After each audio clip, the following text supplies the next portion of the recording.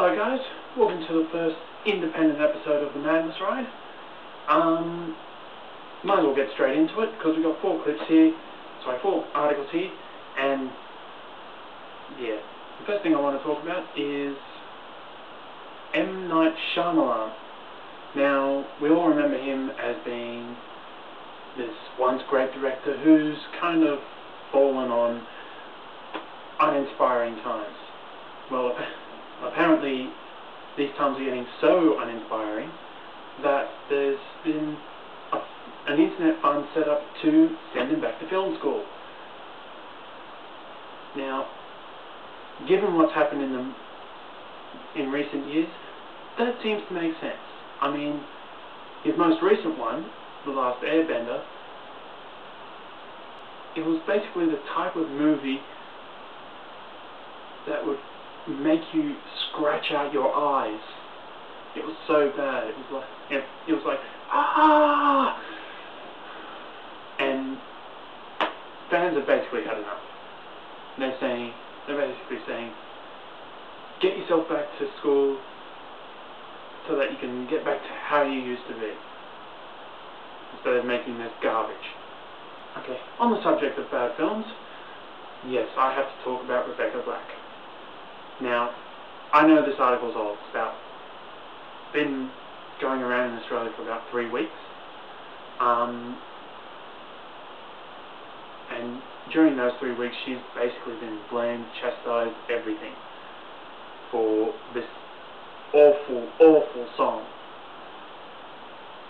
Mind you, at the same time when you look at the clip, you can tell she does not feel comfortable singing it. Now, Ark Music Factory, who actually released the song, they actually charged Rebecca's parents $4,000 so that they could produce everything else this song.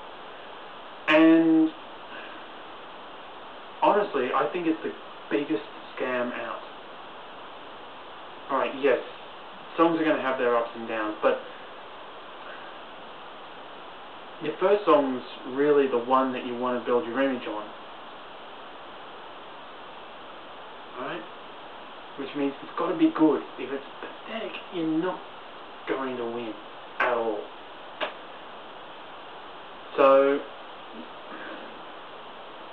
my belief is that this Ark Music Factory is actually more a scam than anything else. If they produce something this terrible and expect parents to fork out for it, yeah, I'd say they're a scam. Alright? And I'm sure there's about 1 million different labels who would probably agree to that. While we're speaking of controversial pop stars, I'm going to talk about Alton Child's recent breakdown on live TV. Now, for the 99% of the world population who do not know who this guy is, Alton Child won the Australian series of X Factor last year, and subsequently got a recording contract with one of the major labels. Well, since then he's kind of fallen on and off the radar for various controversial things, but most recently he was supposedly linked to a drug raid at a house, which apparently he was staying at up until about the day before.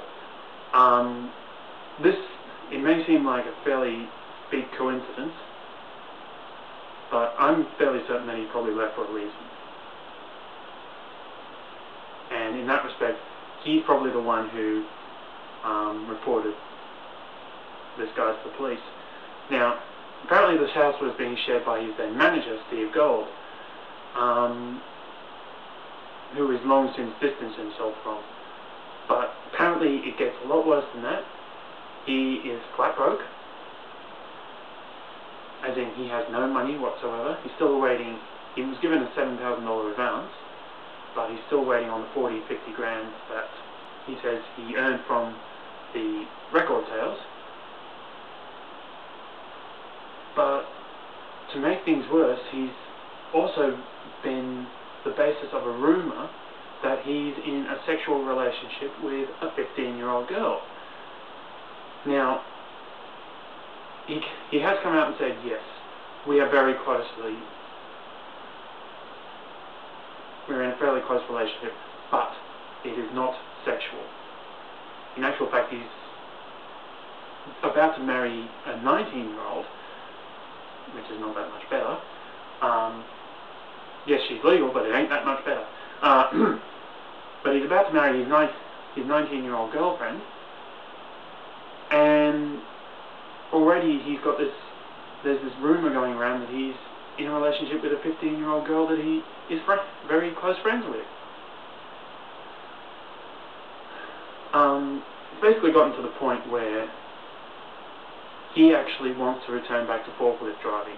He even said to his boss, please keep the seat warm for me. Alright, he's very deeply questioned why he's in it in the first place. And I'm going to say this to Althea now, from a guy who's been there before: if you're really hating the business, get out. The last article I want to talk about, which is very, very, very loosely linked to the last one, involves Victorian Welfare. And apparently the news has come out of a 12-year-old girl who's 13-year-old, I should say, who's given birth to her first kid while in state care. Now, everyone's a little bit outraged about this. I don't blame them. But the Victorian government is saying it's unfortunate, but we have no idea, we have no responsibility. To which I've got to say, it's your welfare department. If you can't keep your house in order, then find someone who will. Easy as that. Well, that's basically everything I want to talk about in the Madness Ride today. Probably sounds a lot like a normal vent episode. I do apologise. I'm still working on the weed stuff. Make sure you tune in on Friday for Vent, where I'll basically wrap up the entire week. So until then, I'm Leo Previs, and I'll see you on Friday.